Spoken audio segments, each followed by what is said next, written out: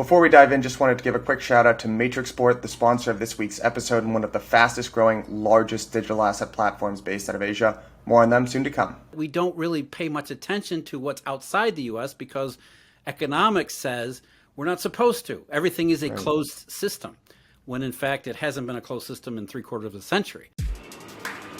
All right, everyone, welcome back to On the Margin. Today I'm joined by Mr. Jeff Snider of Alhambra Capital Partners. Thank you so much for coming on, Jeff. Good. Thanks for having me, Mike. Glad to be back. Yeah. Usually I'm very jealous about your knowledge of the Eurodollar system, but today I'm just admiring that magnificent beard that you've grown. I've changed my face a bit. Yeah. One day for me too. Just wanted to give you a quick reminder that in 3 weeks from today, probably less, from the time that you're listening to this, on August 11th through the 13th, we are doing the most important conference that we've ever done at Blockworks before, Bretton Woods, the Realignment. We're doing that up in Bretton Woods, New Hampshire, at the same hotel where the original Bretton Woods was hosted back in 1944. We're going to be talking about the past, present, future of the monetary system. And guys, this is not one that you want to miss. We've got the head of macro at Fidelity, previous speakers on the show, Pippa Malmgren, Lynn Alden, Luke Groman. It's going to be a ton of fun. You're going to meet great people, and there's going to be amazing content. Head over to the website, www.blockworks.co, and go to our events page. I will also link it in the show notes here. If you put in the code on the margin, you're going to get 5% off. That's from me. Click it. Get it now.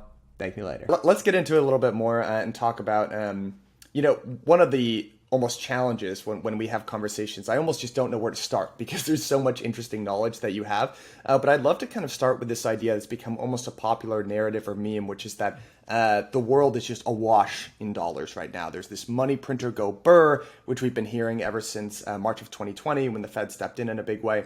I heard in an interview back in April, actually said that a lot of the problems that we're dealing with is because of a global dollar shortage. So I'd love to just use that as a jumping off point. What do you mean by that? Yeah, where would anybody get this idea, right? I mean, it's only everywhere. Everybody says it, so it must be true. And the Fed says it, the media says it. It's in every single financial media article that's ever written about quantitative easing or what central banks do. They all say the same thing.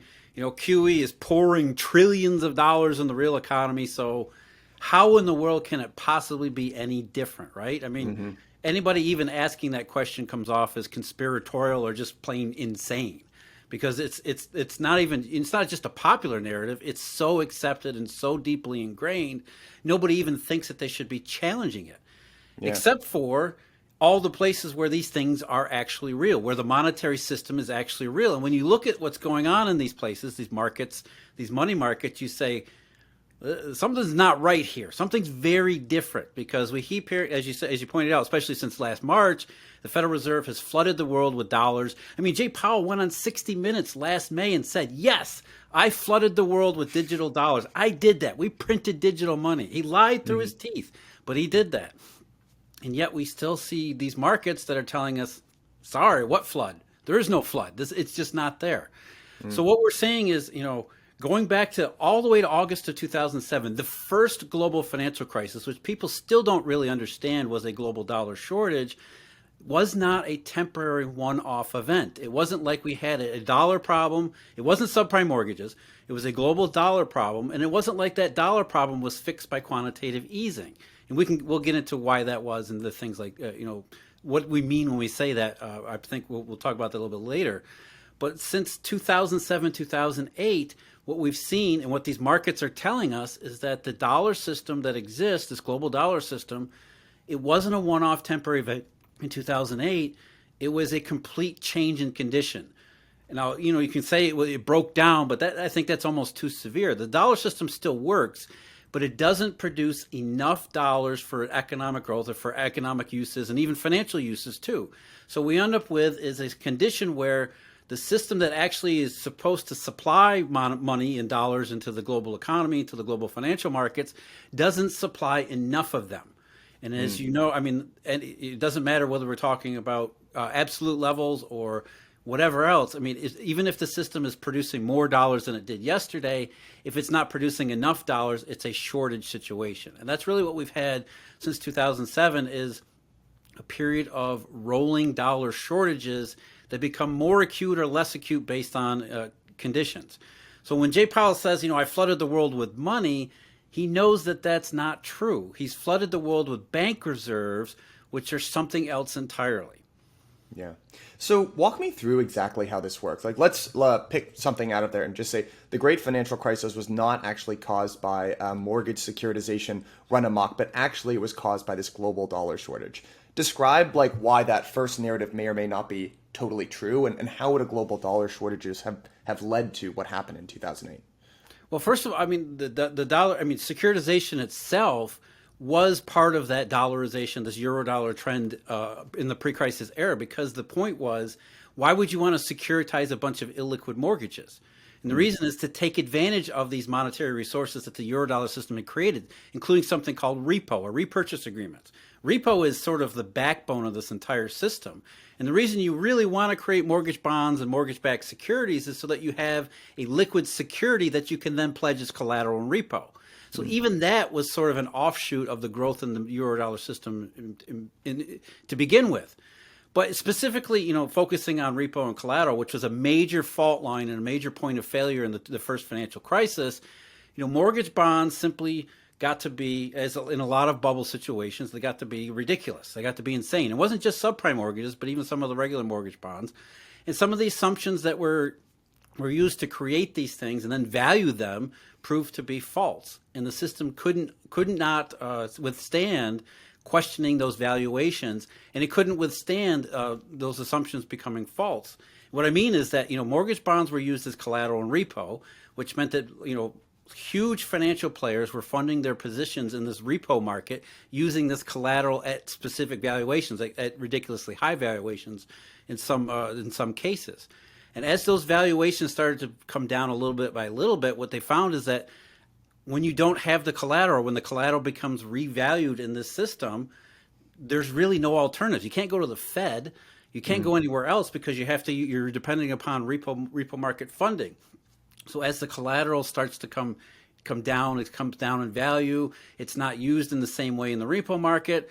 That induces a self-reinforcing monetary tightness, because at the end of the day, without repo funding, without sufficient repo funding, you're left with a position that you can't fund, and therefore you have to end up selling it. And once you start selling, as in any bubble situation, distressed sales lead to fire sales, which lead to depressed prices, which lead to further problems down the road.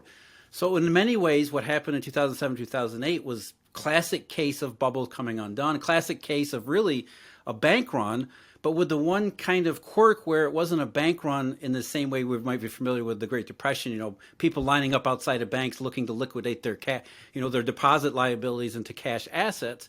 It was a bank run where banks were the only ones panicking, and they were liquidating assets because they couldn't fund those positions anymore.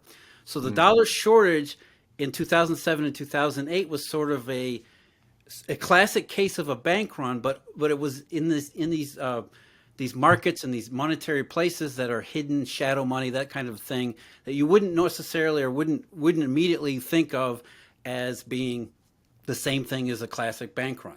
So the dollar shortage was really a systemic problem where all of the things that had for decades that had led to growth in credit, growth in globalized economy, growth in the global economy, those things started to fail, and the monetary resources that had nurtured that kind of growth suddenly became not just short, they disappeared in many places altogether.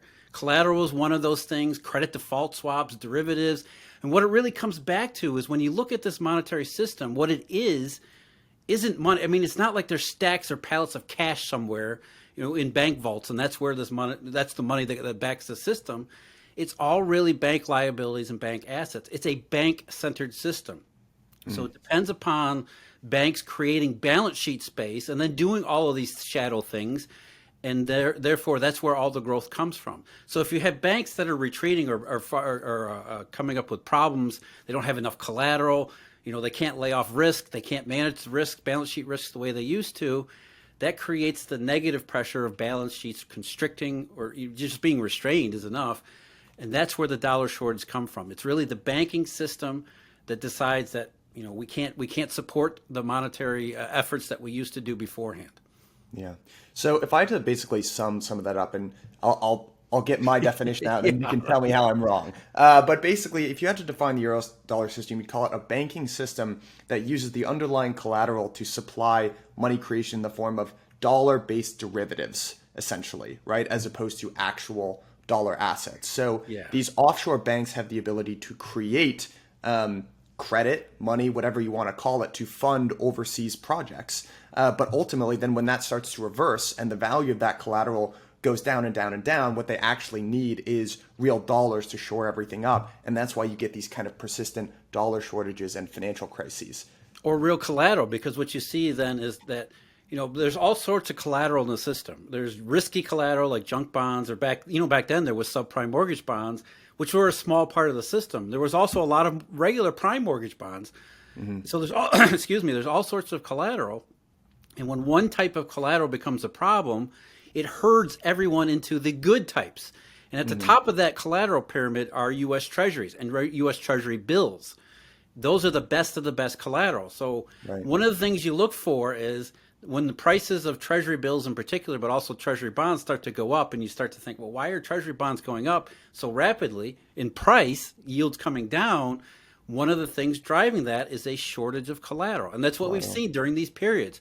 Global dollar shortage, you see Treasury bond yields go down rapidly, as we're observing, right now, which is, it's a telltale sign that there's a collateral problem in the Eurodollar system. And by the way, it's not just offshore and overseas.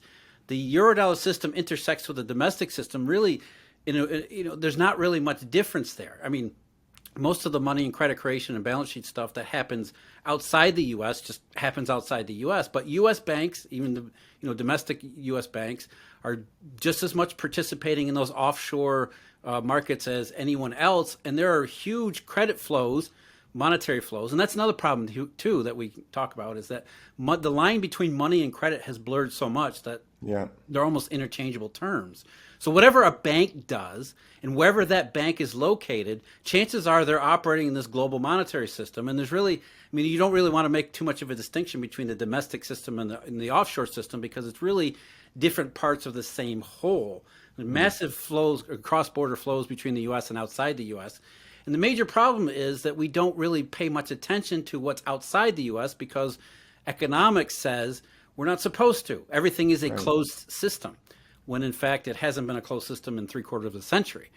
So you have that, bank-centered piece offshore, but yet it's not really offshore. It's really a global monetary system that's predicated on banks expanding their activities or being able to expand their activities, and collateral, repo, derivatives, those things are all key pieces of it.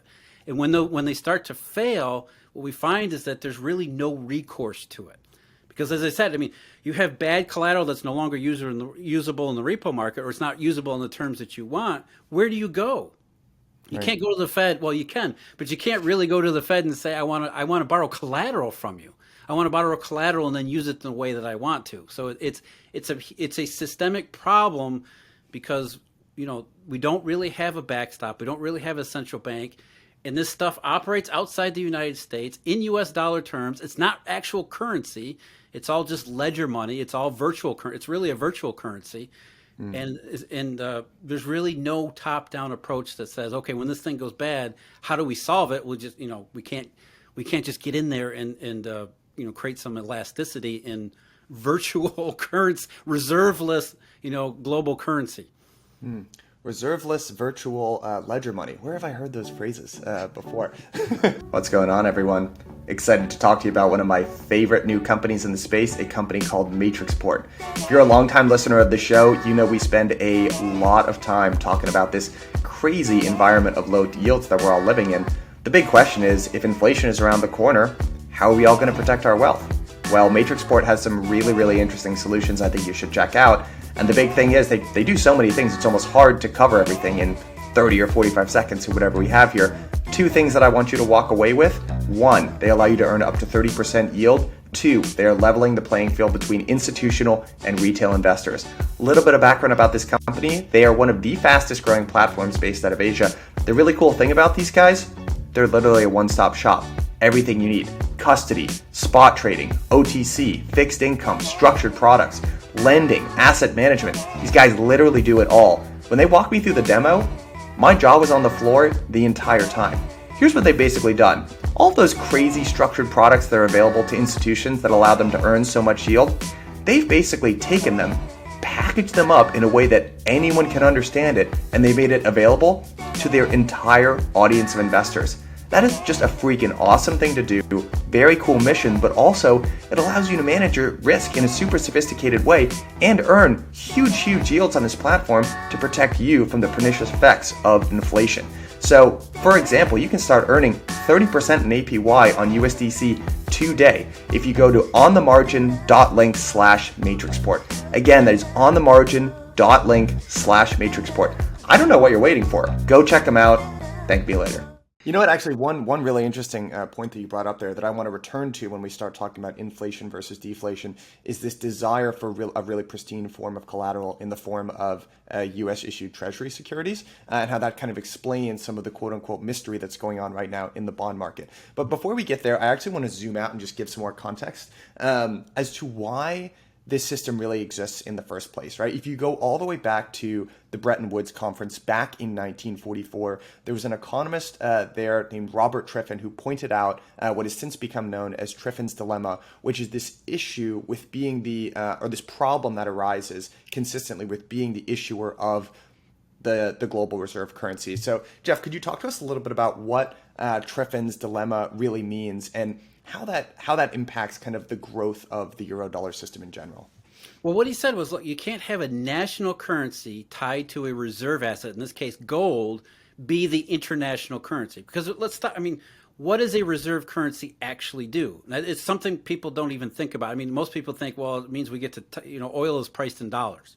Well, that's a symptom of it. But a reserve currency's job is to make sure that there's enough currency around the rest of the world that you can have all of these different systems transact with one another very efficiently. Think about, if you're somebody in Japan and you want to buy goods from somebody in Sweden, you can't use yen because yen is worthless in Sweden. You want to have a currency that's useful in both places.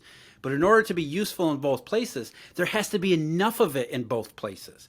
And that's where the reserve currency, US dollar, but before then the pound sterling was useful and plentiful in a lot of different places, so it could perform the role of a global reserve currency. But the problem with that is you have to have more currency available all over the world than there is gold reserve for that currency. And what happens in a gold exchange situation is, as there's more and more currency around the world to perform the job of the global reserve, it's going to be converted into gold reserves, depleting the national stockpile of reserves, and therefore creating a currency crisis.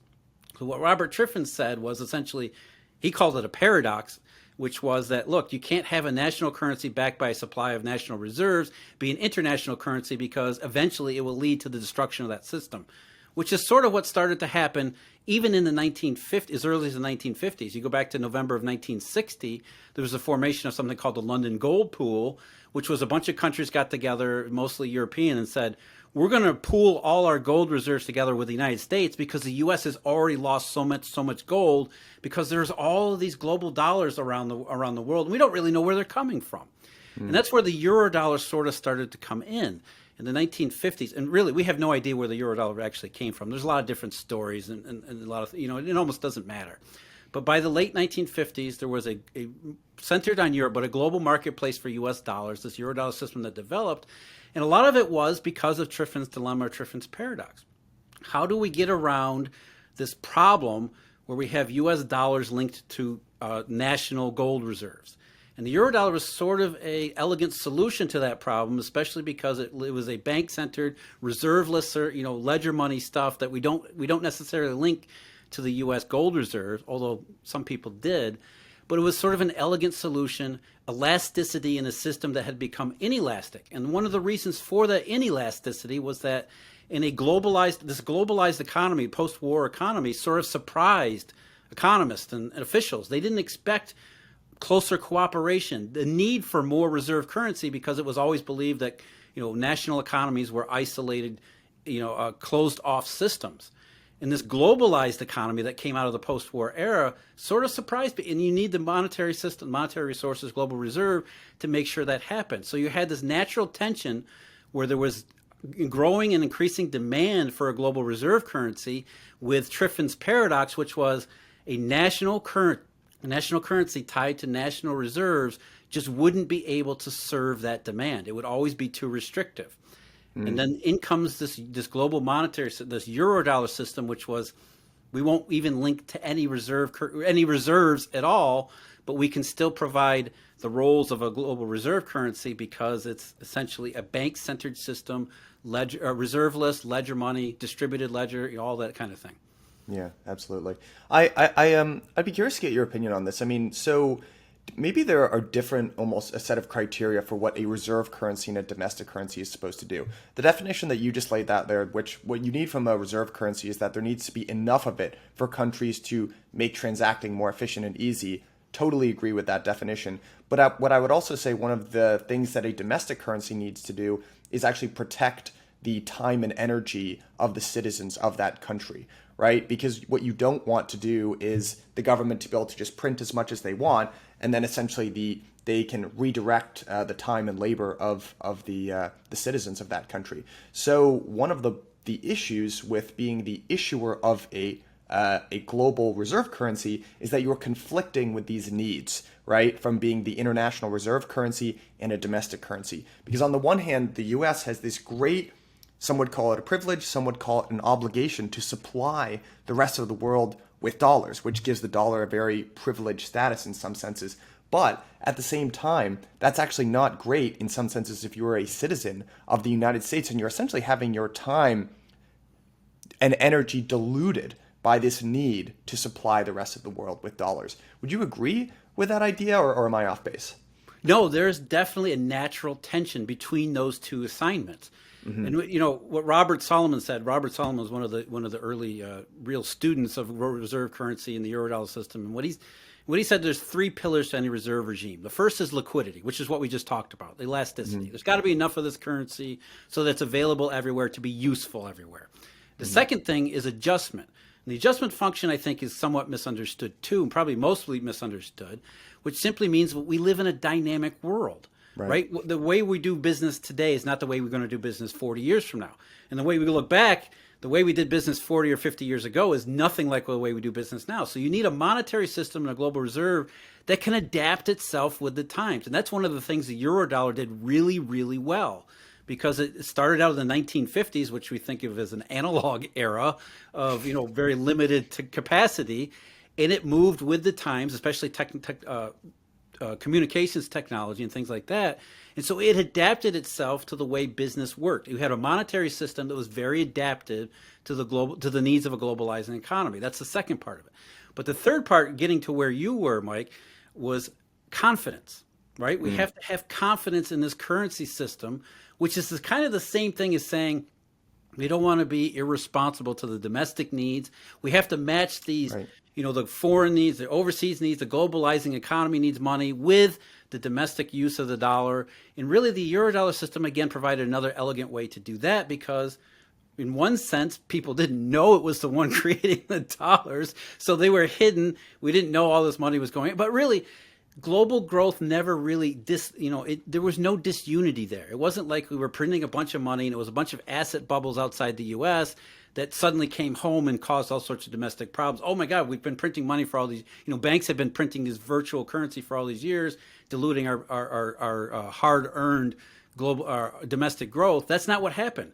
In fact, in many ways, we took advantage of the fact that the globalizing system created a lot of legitimate growth and effort outside the U.S. So yes, we had expanding Eurodollar footprint that led to a lot of legitimate economic growth outside the U.S. as well as some legitimate economic growth inside the U.S. So it was never the situation where we had excessive monetary growth leading to the same types of inflationary types of outcome that had happened in the 1970s when we didn't kind of have the Eurodollar system the way it was supposed to. It wasn't matured yet. So between the the 80s and the middle 2000s, we had a lot of legitimate global growth mixed with some of these asset bubble problems that became more serious in the 90s and the 2000s. Yeah.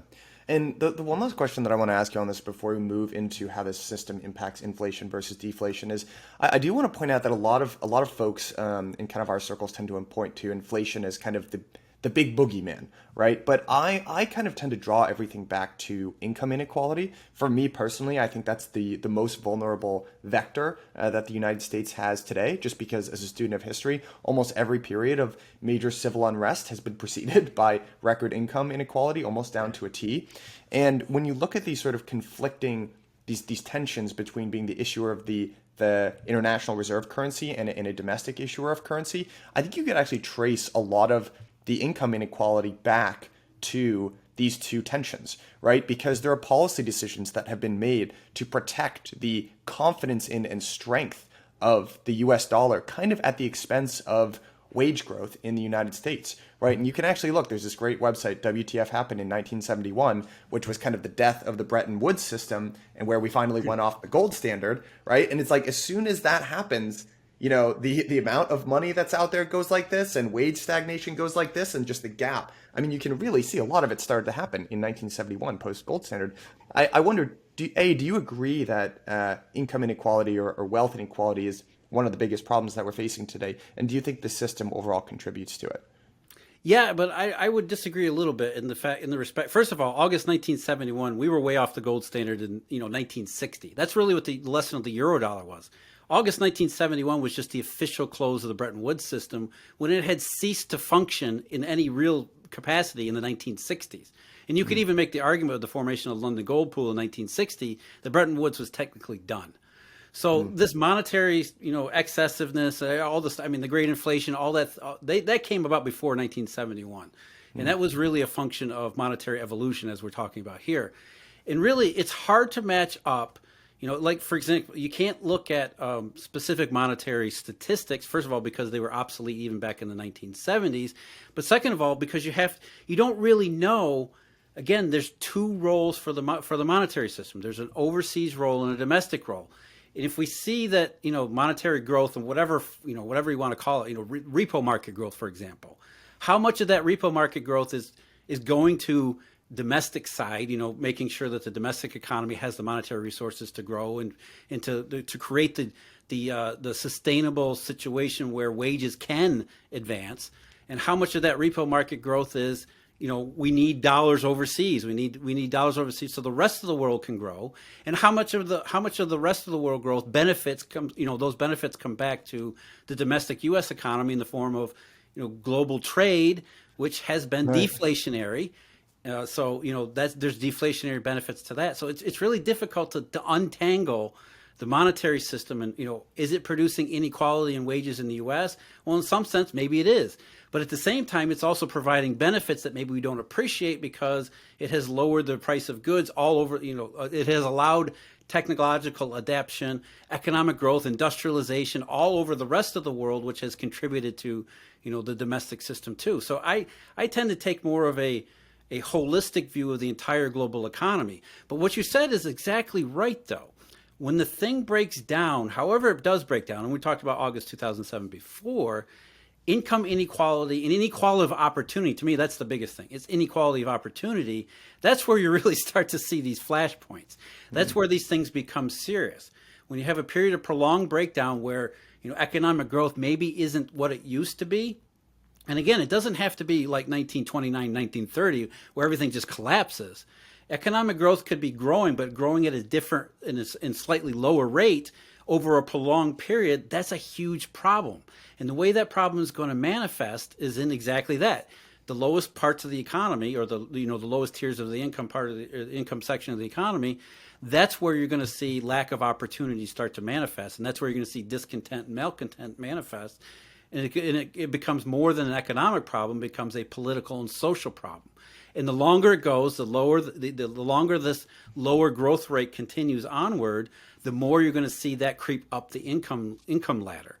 Because before it was just people at the bottom who didn't have jobs, maybe they thought they'd be unemployed for a while, but now they're unemployed for long periods of time, which then, people who do have jobs, but maybe they're not great jobs, they start thinking, well, I could be next on the unemployment line and be there for a long time. Plus, I don't believe I have any future anymore because it doesn't really look like the labor market's all that robust. So I can't move up the income ladder like I thought either. So It's really, the lack of growth rate, prolonged lack of growth rate becomes that symptom, which is a political and social symptom as much as an economic system. And the way we can explain that in the last 13 years is that we have this monetary drag, that a global dollar shortage, which means the monetary system, this bank reserveless virtual currency system, hasn't been providing the monetary resources to maintain the same pre-crisis level of growth, which means it becomes a hindrance, a drag on growth, which then leads to income inequality from the bottom. Of course, in that situation, there's always going to be people who are doing well and people who are going to be doing super well, which becomes, even more stark example of the problem, which is we can't get enough legitimate sustained economic growth to make sure that we don't have such a huge gap between the haves and the have-nots. Yeah. I think it's that gap, right? That's the kind of psychological aspect that's harder to There's to something, quantify. it really does. And it's not like, some people tend to think of it as, a bunch of whining crybabies. This is the greatest system. I mean, we've produced so much wealth that, poor people are more likely to be obese than starve. I mean, yeah, that's true, but you're whistling past the graveyard here because people do perceive levels of economic growth. And when they change, rate of change is everything. And when the rate of change becomes less, we get a little bit less economic growth. And you think, well, a couple percent of growth doesn't sound like a lot, but over a long time, we're talking about trillions upon trillions of dollars in GDP or output, whatever you want to categorize it, that doesn't happen. And really, that's an enormous burden or enormous deficit that you just can't overcome, especially when, number one, nobody knows it's there. Nobody talks about it because everything you hear is, oh, this economy's booming. Everything's great. Even in 2021, people are talking about a booming economy. It's unbelievable. We haven't seen a booming economy in a very, very long time, so maybe we just don't know what it is. So number one, we don't really know we have an economic problem. Number two, we can't really quantify it, but by and large, most people think, well, it's just a bunch of people who are whining. Yeah, I know. I think they're completely missing the point. And I mean, it is interesting. Like you see, the Wall Street Journal just put out this article that record number of people are actually leaving their jobs, and you can go ahead and say, hey, this is just the millennial, Gen Z, whiny generation. I think you'd largely be missing the point. And what I will say is, like, I wrote this series of posts basically on the GI Bill. And if you look back at the end of World War II, and actually just throughout history in general, when there are these big wealth redistributions or economic resets, they actually tend to center around the same three things, which tends to be education, home or land ownership, and access to credit. And sometimes that comes in the form of cancellation of debts. And if you look back at the GI Bill that got passed in I think 1944, or it was right at the end of World War II, it focused on these three tenets, right, which they gave heavily subsidized education, heavily subsidized housing, like zero down payment, super cheap financing for mortgages, and really, really cheap access to credit to encourage entrepreneurship. And you had this gigantic boom, right, that rode for like 80 years. And now if you look at today, people are looking at the price of homes and say, hey, look at what the housing market is doing. That's great if you own a home right now. It's also completely unaffordable to an entire generation. And speaking, I'll hazard a guess and say I'm a little bit younger than you are, but like my generation, nobody thinks I'm going to graduate from college and buy a house. It doesn't even enter people's minds anymore. And people to my age, speaking of that, I mean, that's such a foreign concept because it was taken for granted. It was a given. And I have nothing but sympathy for people your age and the younger generations because you guys have been totally screwed over. And what's made it worse is that as you've been screwed over, people my age are just looking at you like you're a bunch of spoiled, whining crybabies, right? And it's just, it's unbelievably frustrating because as you said before, we're totally missing the point. And it's really, in one sense, to defend people my age, it's understandable because they don't pay close enough attention to realize that there are these underlying problems. Because what most people have been told is that something happened in subprime mortgages in 2008 and quantitative easing fixed it. So as far as anybody else is concerned, the economy has been absolutely fine except for that one little bump in the road 13 years ago. And that is so far from the truth. And people your age have no idea what an actual booming economy looks like because we haven't had one.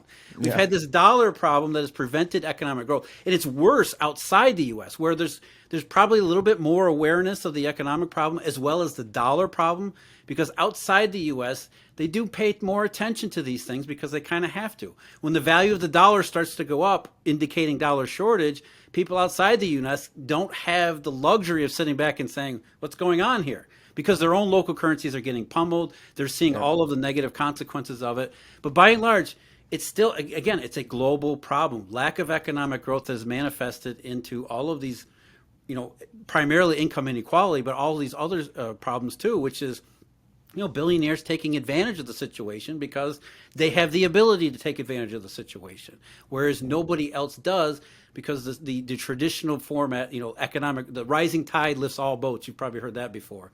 Sure have. That's been gone for 14 years, since August of 2007. We haven't had that kind of ability. And that's why you see not just social and political fragmentation, but economic and monetary fragmentation too.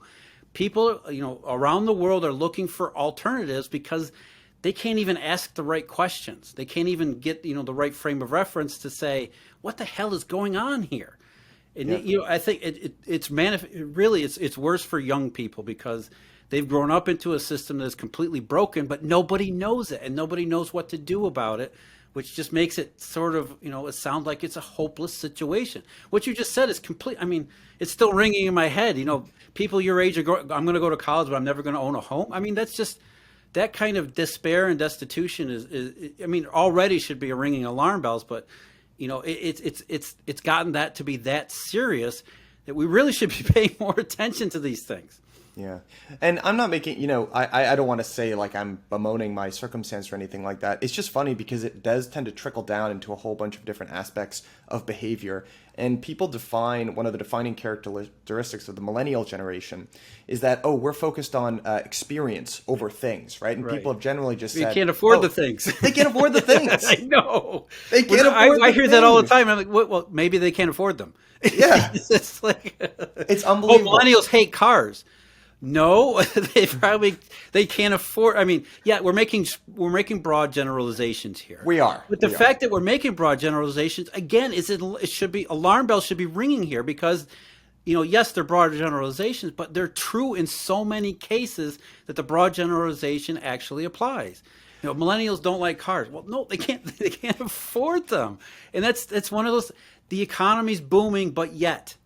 The economy's booming, but yet millennials have lived in their parents' basement. That was the joke for a long time, and I think it's still probably true. And it wasn't because they like mom and dad or they like, freeloading off of mom and dad. As you just said, not even can they not buy a house, they can't even afford to rent. They can't even afford to. The economy's booming, but an entire younger generation can't afford to leave their parents. It's one of those things. It's one of those paradoxes which should get you to ask questions about what is really going on here. And the first step is, okay, the economy's not booming. And the next step is, why is it not booming? And in a lot of cases, it's easy to see because there's all sorts of evidence out there. There's a lot of things that pointing in the direction, as we said before, there's these markets. Start with interest rates, for example.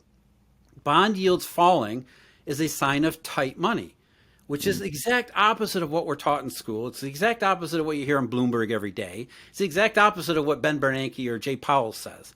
But yet it's historically true. Milton Friedman in the 1960s called this the interest rate fallacy. What he said was that when money is tight, as I said before, and tight money doesn't mean that money is contracting. It's just not growing enough to supply the money the growing economy needs. What will happen is interest rates on safe assets will fall, not rise. And again, the primary example, the 1930s, Great Depression. What happened to interest rates in the 1930s, which nobody would confuse with an inflationary period. Absolute deflation all the time. Interest rates fell. And the exact opposite in the 1970s, the Great Inflation. What happened to interest rates in the Great Inflation? They got up into double digits and even beyond. You had U.S. Treasury yields by 1979 that were like 15%. So it's the opposite. And what we've seen since 2007 is interest rates all around the world. What have they done? They've gone down, down, down. And not because central banks are buying bonds, but because of this Eurodollar global dollar shortage. It's an indication that money is being tight, and that has restricted economic growth. even though GDP is rising. It's just not rising at the rate it used to, which is manifesting in all of these things we're talking about, which is an unbelievably bad situation. We have lost generations here, which is something that's very hard to come back from. Yeah. And now we've kind of made it, I do want to transition to this idea of inflation versus deflation. We've made it back to that idea that I flagged earlier in our chat, which was the connect, like why everyone is so confused about what's happening with interest rates, given if you just paid attention to financial media, you would say, look, we're experiencing inflation, it's happening. And yet at the same time, you're looking to yield on the 10-year just kind of steadily march lower and lower and lower, right? Which kind of tells you something very different. So, you kind of hear this phrase a lot that the bond market is the singular source of truth, right? So when you look at the bond market today, what is it telling you? Exactly what you just said. I mean, Irving Fisher said this more than a century ago. Long-term bond yields are essentially a snapshot of expectations for growth and inflation. Legitimate economic growth, sustainable economic growth plus inflation. That's really how you decompose bond yields. So if you have bond yields, I won't even get into term premiums, which is something economists have come up with, and we'll leave those off to the side.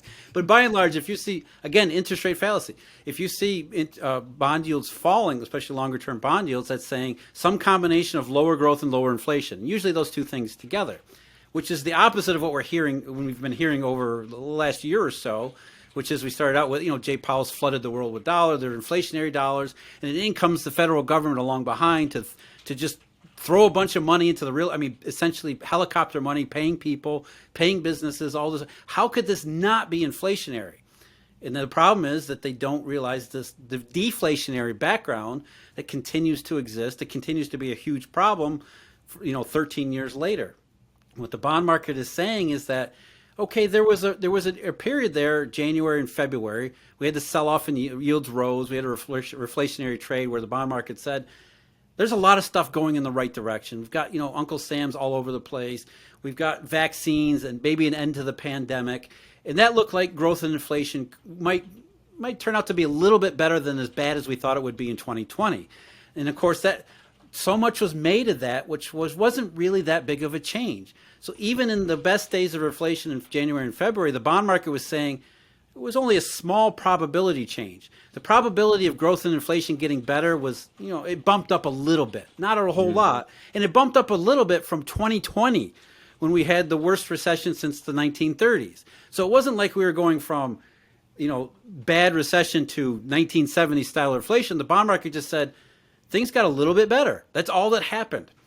And since February, Treasury yields have obviously been dropping. Actually, since middle of March, yields have been dropping since February around the rest of the world. Again, this is a global system. This is not just a U.S. system. It's not just a closed economy.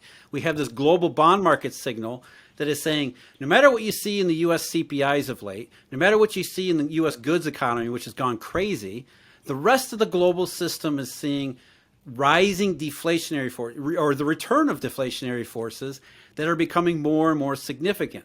So no matter what the U.S. CPI is going to be, for June or inflation indications in the U.S., the market is saying deflationary circumstances are by and large not just the base case, but the inflation case, which was always an outlier, is becoming less and less probable all the time.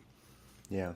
So let me just present kind of the almost the devil's advocate view, right? Which these have been the most, and by the way, I tend to side more with you here that we're still in a very deflationary environment. But this is what has felt kind of compelling to me. And both these arguments come from a guy named Russell Napier, who was a deflationist for a long period of time. Really love the way this guy thinks about it. So the first argument here is that one of the big inflationary forces that we might be seeing is kind of the relationship that we have with China and the Chinese labor pool. Because if you looked at kind of the last 30 or 40 years, right, there's been this big trend of offshoring U.S. labor to China. And essentially what we've done is we've taken that $1.4 billion population, however large their labor pool is, within the United States. And you've essentially said, hey, we're going to essentially way lower wages, which has been a super, super deflationary force. When you fast forward to right now, there's actually pretty good evidence that for China, they are actually trying to reverse that trend, right? They've had numerous opportunities to devalue their currency recently. They haven't taken it, which signifies a shift in terms of what they're actually trying to do. I already going to disagree.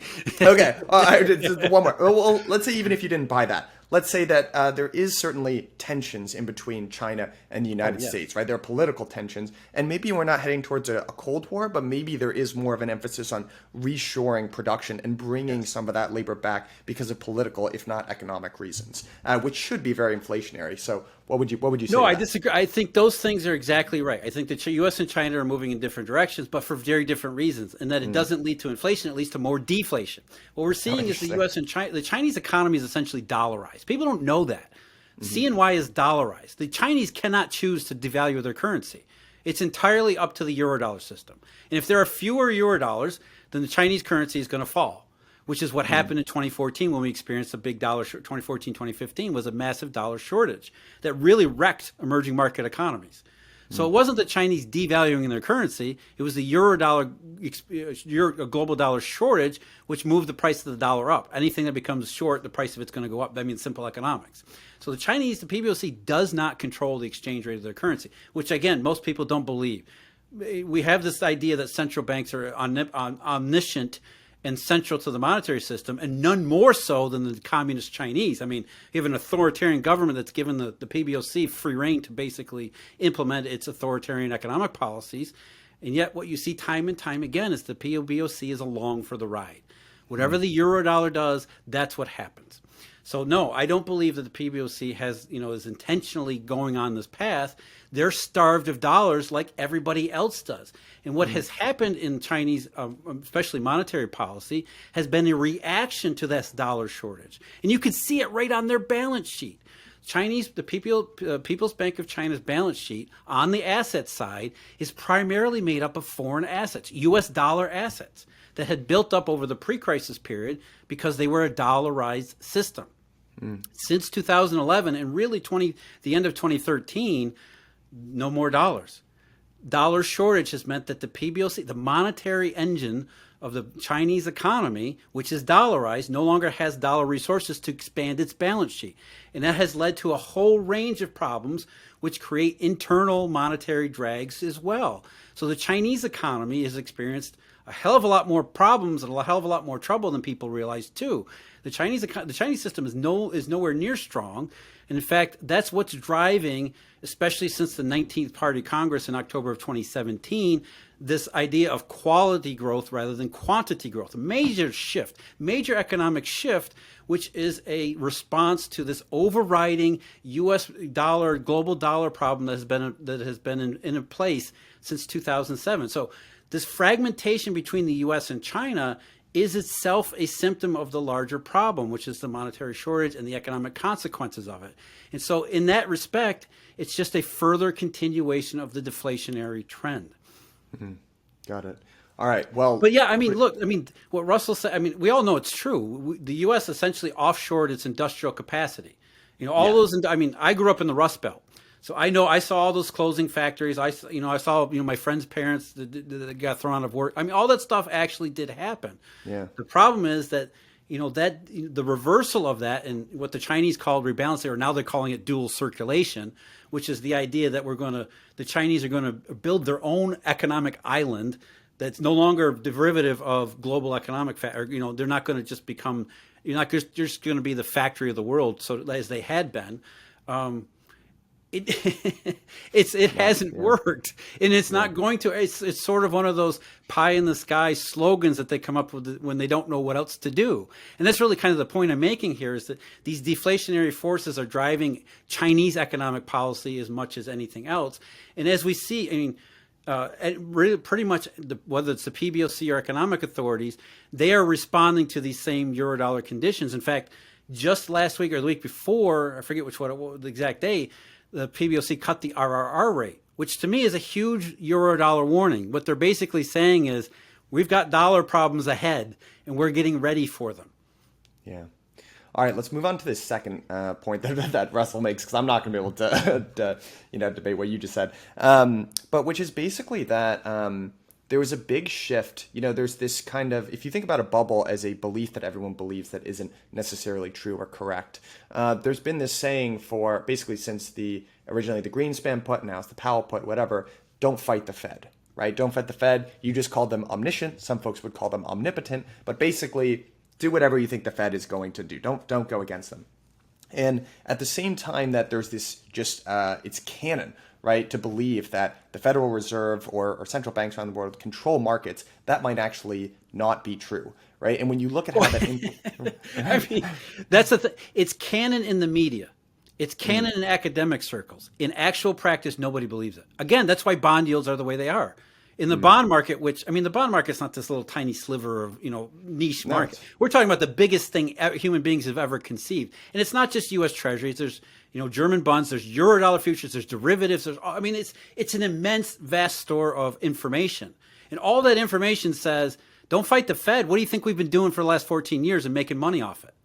No, so this idea that you don't fight the Fed, that's a media creation. And that's one that the Fed itself has nurtured because of what the Fed actually does, which is not money. It doesn't do monetary policies. It does expectations-based policy, which means I need to get you to believe that I can do what I say I can do. And what better way to get you to do what I want you to do than to get everybody to believe I'm omniscient, right? It's all smoke and it's all a lie.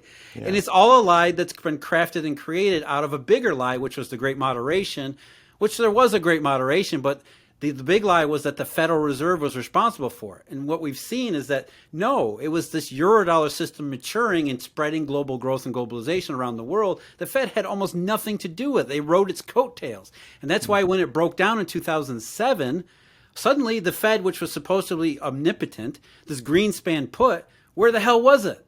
When push came to shove, the Fed was just completely incompetent and completely ineffective. We had a global financial crisis that was the worst since the 1930s. Where was your Fed put?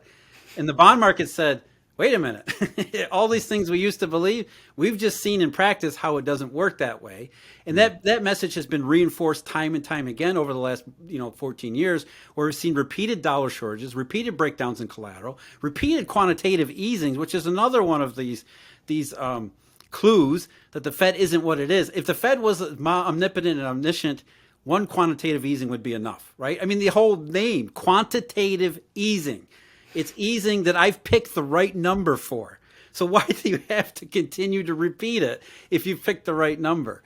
So it's this don't fight the Fed. That's just a myth. It's something that's been created and nurtured by official channels because nobody knows what's going on. It's very easy and comforting to think that there's an ideal technocrat, a Socratic, enlightened philosopher who's sitting in the Federal Reserve pushing the right buttons at the right time in order to create the ideal outcomes. I mean, it's just, pardon my language, it's all horseshit.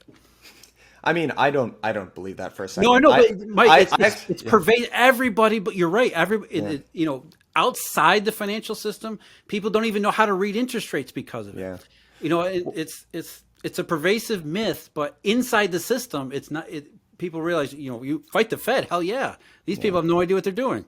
Well, even just the idea of the enlightened technocrat, I do think there are two groups of people in this, two types of people. And one type of people actually believe that the people in power and in position know what they're doing and there's some grand plan and they're using data and systems. And then there's the other camp, which I fall into, which I think everyone at every level is completely making it up as they go along. And I actually think that's a much better worldview. But I want to stay on this subject here, and maybe I'll phrase it in like a different way and say, use the jumping off point that quantitative easing is not actual broad money creation, right? That's base money creation, very different things. If you were to look right now over the last year, though, 27%. I wouldn't call it base money creation either. Or base money creation. But it's creation of bank reserves. And I know that's where the confusion begins, because Federal Reserve, bank reserves, how is this not base money? And the truth of the matter is it's a very limited use token. It's not like you or I can walk into a grocery store with a bank reserve, because you or I can't get our hands on the thing. What a bank reserve is a ledger account that a bank holds with the Federal Reserve. And in the exchange of one asset for, I give you a bond, you're the Federal Reserve, you buy it from me. What happens on the bank balance sheet actually matters, not the Federal Reserve's balance sheet. So the Federal Reserve balance sheet rises and the bank reserve is the offset of that transaction. Whereas on the bank's balance sheet, not much has happened. I used to have a treasury bond. Now I have bank reserves. Yeah. It's an asset swap. It's not money printing, and it's not base money. It's not like I can walk into the grocery store or I can give this bank reserve to somebody outside the banking system, because you can't. It's a specific use. It has a specific use, and that's all it ever is. But that's the key that the Fed has used to fool people into believing this money printing bullshit, because it sounds like it should be money print. It's the Fed. It's bank reserve. How is this not money? And when you actually sit and think about it, you realize, well, it really isn't. It's an interbank form of ledger accounting. And it's not even a good one, because, as I said, if the bank doesn't do anything in response to this asset swap, that's all it is. It's just an asset swap. That's nothing more than that. So it's not even base money. Yeah. Well, for me, it's really helpful because I have no background in financial education. So for me, it's really helpful to understand the history of fractional reserve banking. Like, money is a belief system, right? And if you think about it, everyone at one point believed that gold was money, right? And then at some point, people started to put that gold in a box and they treated bank receipts, right? And they said this equals this. And essentially, at some point, that layer of abstraction, that belief, transferred from the gold to the this, which is the IOUs essentially from the bank. They actually did that so successfully that belief permanently transferred to that layer of IOUs from the commercial banking system. Then we eliminated gold in general. We took away the base thing. But the Federal Reserve still said, hey, but there needs to be something underlying this whole thing. And they created this vague concept that honestly probably 95% of Americans don't even know exists, which is this idea of central bank reserves, right? And that's why, to me, this is how I think about it, is it's just not that particularly useful. You don't need it. The layer of abstraction of belief has already gone one layer up. You don't need anything backing it anymore, at least in the current system. Bitcoiners would argue, gold bugs would argue, but like, that's how it's functioning. But what they're saying is it's all about confidence, right? It's all about, okay, when we know that free markets are messy, and we know that free markets are going to go into a deflationary period. And that's really the problem. And deflationary period is a period of essentially inelasticity. Whatever form of money you have, and you're right, it doesn't matter what it is. It could be gold, it could be bank liability, it could be paper currency, or it could be this Eurodollar reserveless virtual currency system. Right. Whenever you get into a period of inelasticity, what history has shown is that you kind of do want somebody standing behind it saying, think back to Walter Bagehot. Lend freely at high rates on good collateral. So if you're a good bank and you're experiencing inelasticity, you got some collateral, I'm a central bank, I'm going to provide you liquidity because there's really no reason for you to suffer under these circumstances, right? So there's this idea that goes back to confidence in the system, which is that central banks need to stand behind them. And so what bank reserves have done, especially in the later era, is performed that sort of role of confidence. You're right, they're monetarily useless. But as long as people don't ask the right questions and think about this too deeply, the idea is that it's supposed to reinstill confidence, not reinstill elasticity, because the Fed believes that elasticity is a function of confidence itself. And that's where it all really goes wrong. But bank reserves have a function that is entirely tied to confidence. And when you realize that fact, all these other things really do start to click into place. Because the system is essentially saying, lower bond yields and everything else, we want some elasticity. We need some money growth here. And the Fed is saying, I don't have any money growth to give you. I'm going to try to raise your confidence level. Let's see if that works. And of course it doesn't. So what? The Fed isn't creating base money. It's creating this idea that I can make people confident. And of course, repeated use and repeated failure, what does that do? It only leads to less confidence, not more confidence, which is, of course, the Japanese example, which is why they're on QE 23. Yeah. Good thing we're learning from that example. Yeah, right? not following it exactly step by step, right? Yeah, exactly. So that's that's another frustrating aspect here, is that we have a specific example of all of these things that is about 20 years ahead of us. Yeah. All of the things have been pioneered in Japan. That, of course, we've adopted step by step here, when everything about them in Japan has said, don't do this. This is all wrong. It will not work. And of course, our idiot officials, these Socratic enlightened philosophers, have said, "Whoa, that's just Japanese. The Japanese are fools. They don't know how to do these things. When we do QE, it's going to be effective." And of course, it's not. They never consider that maybe this expectation stuff is just flawed and unworkable. Yeah. Absolutely. Well, I want to, in this phase, you're kind of transition to the last thing that I wanted to pick your brain on, which is kind of the growth of crypto and Bitcoin in general. Right. So maybe let's start with Bitcoin and then kind of go more to CBDC, stable coins, and then finally to what I've used kind of the most important area, which is like DeFi and kind of that crypto bucket in general. So when you talk about Bitcoin, a lot of the arguments that you and I are talking about, well, first, I'm not sure if you think this whole system is destined to end in failure, right? But I guess, the Bitcoin or a gold bug argument would be to say, hey, I mean, they disagree with you from the start, right? We're creating so much money, we're debasing the currency, we're stealing people's time, etc. What we really need is a solid layer of confidence or belief. We need a system that works globally so that governments can't rob people of their time and energy. Therefore, we have this thing called Bitcoin. When you look forward into the future, what do you think the role of these kind of monetary assets like gold and Bitcoin are? Do you think there's a role to play? Are they important? Like, how do you just view them in general? I think let's talk about the digital currency space in general. I don't want to specifically say Bitcoin or one or the other because I don't know, but I believe digital currencies are the answer. And I did believe that, some period down the future, there will only be digital currencies. And I believe there'll be private digital currencies, not central bank digital currencies, because CBDCs are just laughable jokes. They're going to exacerbate. That are just trying to catch up and pretend they know what they're talking. Hey, oh my God, everybody's talking about digital. We need to come up with a digital sounding currency. And this is so ridiculous that nobody's going to take them seriously. I believe that central bank digital currencies are extension of this confidence game that nobody's really going to take seriously because there's nothing to take seriously. But those things aside, digital currency, there's an elegance. They have been, going back to Satoshi Nakamoto's Genesis block, back in January 2009, the reason the blockchain is proliferated is because it's such an awesome idea.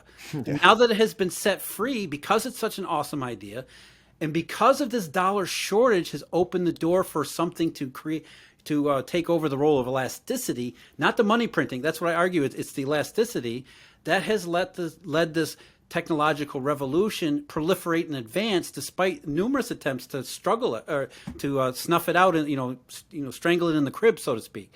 Because along the way, go back to 2014, the IRS ruling about crypto being, it's got to be taxed on their capital gains and all this other. They have tried to snuff out crypto from the beginning, and it has only become more and more and more and more sophisticated, more elegant, more useful. And I think it's because we have the perfect marriage of function versus opportunity and need. We've got a need for a monetary system that's elastic and workable because central banks don't know what the hell they're doing, and it's been nothing but a problem. And you have what could be a really good solution to that very problem. Even though the vast majority of people who are buying crypto, especially Bitcoin, are doing it for all the wrong reasons. They're buying Bitcoin because they think they need store of value function of money because the Federal Reserve is printing so much. When underlying all that, the technology is about dollar shortage, elasticity, creating elasticity from an inelastic system. So even though you have those two temporal disconnects where people, the price of the price of cryptos are going up based on the wrong idea, but the expansion of the technology is proliferating on the right idea, which is dollar shortage. And so eventually, I think what happens is the right idea just wins out. Now, what that actually looks like, who the hell knows at this point? But I think when you have competition, you have good technology, smart people, lots of incentives, opportunity, all those things combined, it leads to the right answer. Yeah. Can you explain exactly what you mean by that? How the underlying kind of technology actually leads or solves the problem of elasticity and actually a dollar shortage system? What do you mean by that exactly? One of the problems with the dollar shortage is how the system actually works, which it's a very recognizable to crypto. It's a distributed ledger, but it's a distributed ledger that only banks get to do. It's a bank-centered ledger that everybody uses, and it leads to a lot of information asymmetry, which is a major complaint about Wall Street. Why do people hate Wall Street? Because they're riding this wave of information asymmetry, which is essentially a form of rent. They've been given a privileged position of understanding the monetary system, understanding the monetary ledger, plus they can see inside it in a way that we can't. So they have all this information asymmetry that they haven't earned. They don't really intermediate in the system. They're just rent seekers. So DeFi, decentralized finance, is a way to eliminate all that. Let's level the playing field with complete transparency.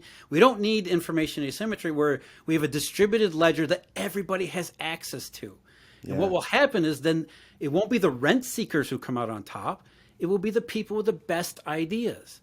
And that's really what a capitalist system is supposed to be. It's supposed to be, we make a lot of mistakes. It's very messy and it's not nearly straightforward. But over time, the best ideas float to the surface and they're the ones that become enacted upon.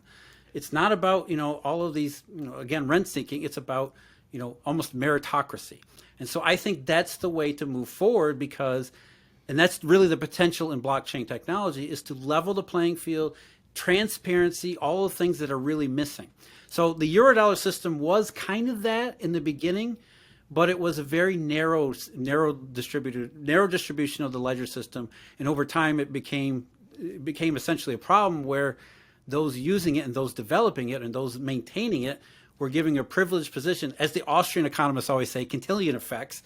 Those who could create money, those at the top of the monetary pyramid, they're going to benefit from it the most. They're going to benefit first, and they're never going to want to relinquish that position. And so, because of that, over time, the system changes its own character from one that's an elegant solution to a specific problem to essentially a, bureaucratic structure. And that's really what's happened. And, blockchain can break down those barriers and kind of reset things back in the way they should be. Yeah. Well, I think, the way that I view crypto overall is that it's a big paradigm shifts, and big paradigm shifts they need to be precipitated by a big catalyst and then a narrative. And I think the narrative is almost always bullshit. And one of the reasons it strikes me, even if you go back to the internet, right? One of the big narratives in the internet was this is the democratization of information is going to level the playing field. Well, fast forward, 25, 30 years, it has done actually the exact opposite of that. It has led to a lot of wealth creation, right? But you have the biggest centralized companies in the world that are internet companies today. And people are always like, well, the narrative is always changing in crypto. And there are big ones that everyone knows. There's the store of value narrative. There's the banking the unbanked narrative. And it's all bullshit, in my opinion. And I think what actually is just happening is you're looking at a bottom-up re-architecting of the financial system. And that's not as sexy. That's not going to cause a crusade, right? That's not going to do well on Twitter. But for me, that's what it really is. So, and I agree. It's and I think that's exactly, and it's that what's driving that is the dollar short. The idea that we need there's a place for crypto because the dollar system's broken, but it's not broken in the money printing way. It's broken in the inelasticity way. And I point to El Salvador as a perfect example. El Salvador just a little over a month ago said, we're going to use Bitcoin as a legitimate legal tender in El Salvador. And the reason is people don't know. Why would El Salvador do this? And the Bitcoin, the Bitcoin maximalists, they're kind of taking a hands-off approach to this because it's not the narrative that they're driving, which is, as we said before, for a Bitcoin maximalist or a gold bug, the issue is the dollar's going to crash. The dollar's going to disappear because it's been printed, it's been devalued and debased to death, and it has no future. Where here along comes El Salvador saying we're going to use Bitcoin, and the reason is they have a huge dollar problem, a dollar shortage. They're not afraid of the Fed printing too much money. They can't get enough dollars in their system. And so what they're doing is saying, we need another form of money because we need some elasticity down here. And it's what's driving crypto is not as you just pointed out, it's not what most people say. And I don't think it really matters in the narrative in this stage, because there's the need and the opportunity that's driving the underlying fundamentals. And but you're right, at some point there has to be a narrative to drive its mass adoption. But I don't think we're anywhere near that stage yet. And that's really the sad part of all this, is that as much progress has been made, not enough progress has been made. I'm a huge crypto fan. I love digital currency, I love blockchain, but it's not ready for prime time. Nowhere near ready for prime time. No. But it's something we can look forward to.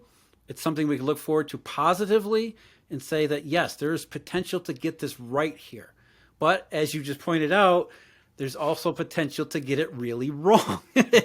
Like anything else in the world, there's a path to the good and there's a path to the bad. And most likely it's probably to come in somewhere in between. Somewhere in between. Yeah, really, but as long as it's workable and better than what we have now, it's definitely a step in the right direction. Yeah, absolutely. I mean, that idea of transparency that you just laid out, so many people miss that idea. And I just need to digest a lot of what you just said. But, there's this story, Matt Levine wrote about that stuck with me. It was this bit of, malarkey that BNY Mellon did, basically, and they got fined like $1 billion or $2 billion. But basically, that the idea was that they were getting all this feedback that people didn't like foreign exchange transaction fees, right? So they cut the fees, but actually what they did was then they timed when the transactions would clear at a specific time of day where the bid-ask spread was largest, so they would recapture the profits on the trading fee that nobody knew about. And that nobody knew about.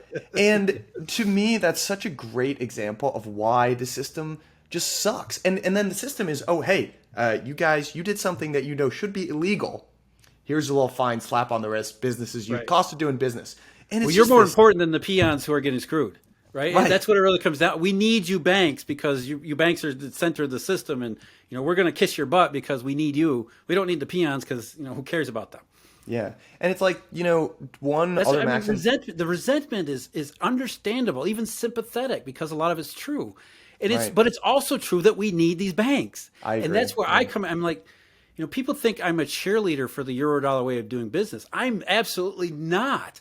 I'm one who will say this is ridiculous. I understand why it developed, I understand why it attained the position it did, but that doesn't mean I agree with it. Yeah. And really, it's in a lot of ways, it was an elegant solution to an individual problem that happened 70 years ago. That doesn't mean it's an elegant solution today. In fact, it's not. It's a bastardized system that has privileged the wrong sorts of people. But again, that's in some ways that's just human nature. All of these reserve currency systems, all of these economic arrangements follow the same pattern. You have a problem, you come up with a good solution to it, and it works for a while, and then it gets bastardized, and then it becomes a problem. And then you have to come up with a new solution. I mean, history is circular, not linear. And that's really what we're doing. We're repeating these same cycles where we had this ledger Eurodollar form of currency. It did a lot of good things, did a lot of bad things, especially toward the end. And now it needs to be replaced. And I think the biggest problem is that most people don't know that. They can't connect what's wrong with what's going on in their own lives. And that's where it becomes really, really messy. And of course, the adoption of crypto is going to take time. And so we have, we don't have a solution prearranged or prepackaged ready to go. And, we have a bunch of just a massive confusion everywhere. Yeah. Well, Jeff, you've already been super generous with your time, and I have to do one shameless plug. If folks who are still listening here enjoyed this, Jeff's going to be joining us at our conference, Bretton Woods, from the 11th through the 13th, up in Bretton Woods, New Hampshire. We're going to be talking about a lot of the same stuff. But Jeff, aside from going to the conference and meeting you there, what's the best way for people to follow you, learn more about what you're doing at Alhambra? Well, I publish everything I do at alhambrapartners.com, which is our website blog post. You can go there and find everything. I also have a podcast with Emil Kalinowski. We talk about all these deep dive into the Eurodollar system, current events, historical events, and try to make sense of what's really going on. So there's the podcast, Eurodollar University's Making Sense, and then alhambrapartners.com. Perfect. Awesome. Well, Jeff, thanks so much, and we'll see you soon. My pleasure, Mike.